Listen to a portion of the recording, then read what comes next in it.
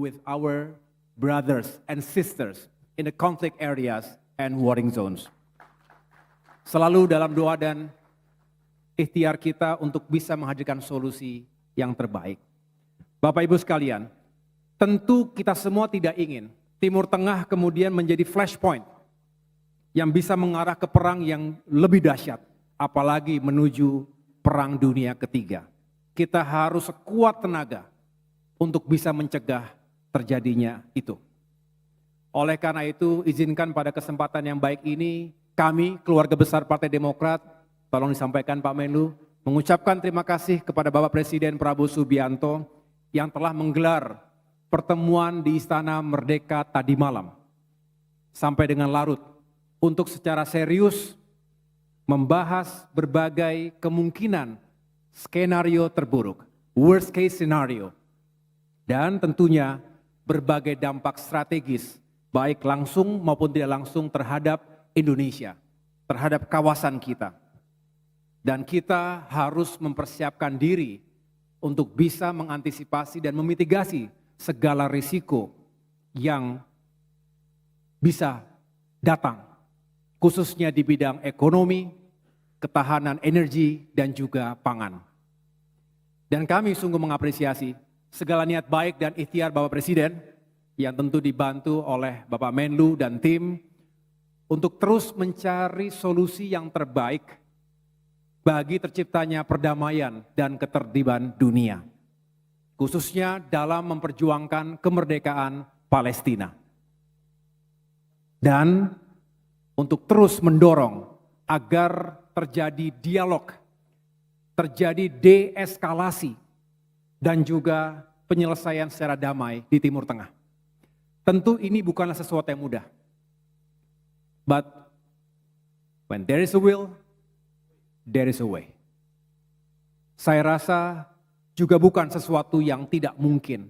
Tuhan selalu menyiapkan jalan bagi siapapun yang berikhtiar secara sungguh-sungguh. Oleh karena itu, kami percaya bahwa tidak ada konflik yang tidak dapat diselesaikan dengan komunikasi dan tentunya dengan itikat yang baik.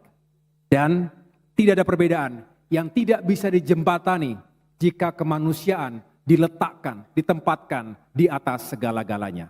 Setuju Demokrat?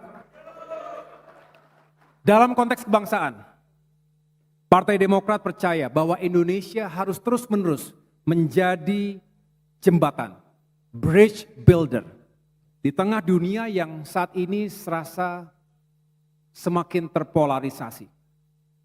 Kita juga konsisten mendorong multilateralisme yang banyak atau sering dikatakan sudah mati suri saat ini. Memperkuat kerjasama regional dan juga tentunya kerjasama di tingkat global, serta memastikan bahwa kepentingan nasional kita tetap terlindungi tanpa mengabaikan tanggung jawab kemanusiaan secara universal. Hadirin yang berbahagia, di luar persoalan geopolitik dan keamanan internasional ini, dunia juga terus menghadapi tantangan-tantangan global lainnya yang sama seriusnya, bahkan tidak bisa menunda besok, lusa, tahun berikutnya.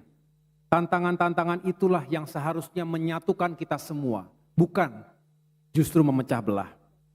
Paling tidak kita memetakan ada 5 tren global, 5 megatrends. Yang pertama adalah pemanasan global dan juga krisis iklim.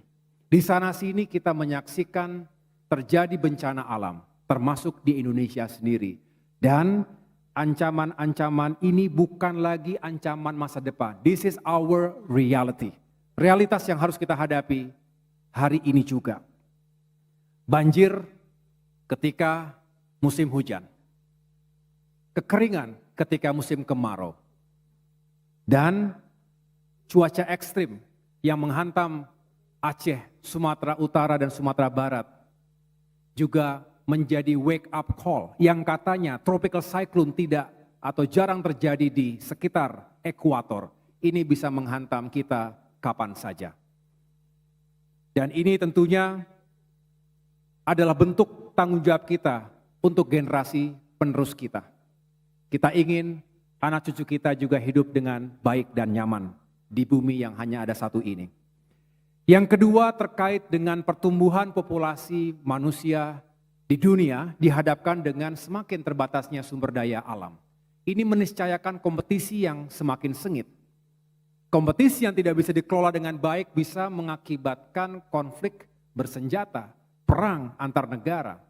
Dan sekali lagi, inilah mengapa Indonesia yang dikaruniai dengan begitu besar kekayaan alam juga tidak boleh merasa itu akan hadir dengan sendirinya. Kita harus mengikhtiarkan agar sebesar-besarnya untuk kemakmuran rakyat dan benar-benar bisa didistribusikan secara berkeadilan. Yang ketiga,